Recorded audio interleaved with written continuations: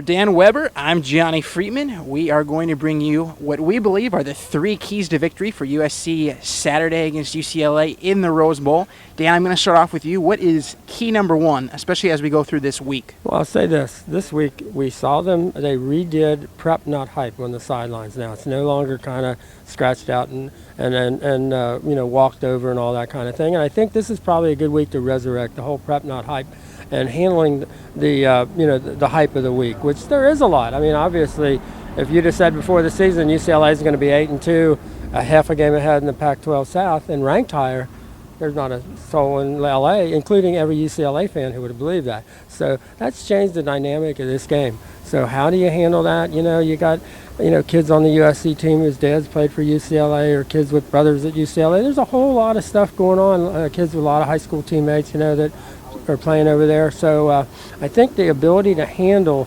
all of those kinds of things and still stay focused on the game itself. I know Lane was talking about that today, talking to the players about how do you handle all the other stuff which has to be there, should be there, and still stay focused on the game.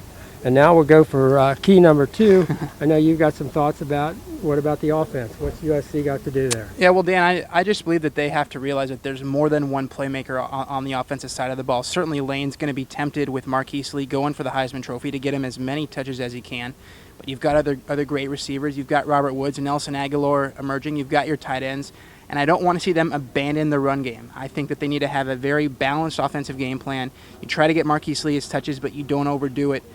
Because I see UCLA really focusing on him. Yeah, I can't disagree at all.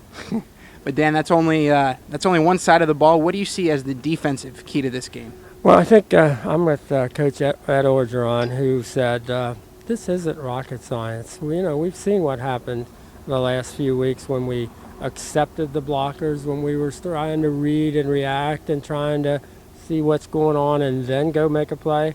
He said, this is USC. We have to make the plays. We've got to win the point of attack.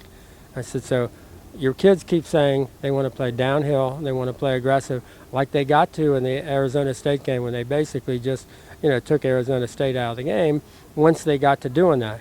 And he said, exactly. That's what we're going to try to do. So, and it's not just for UCLA. I think this is the way this defense has to play. They have to really, beat people at the point of attack, beat people at the line of scrimmage, use their athleticism, put quarterbacks under pressure, and don't let teams do what they want to do.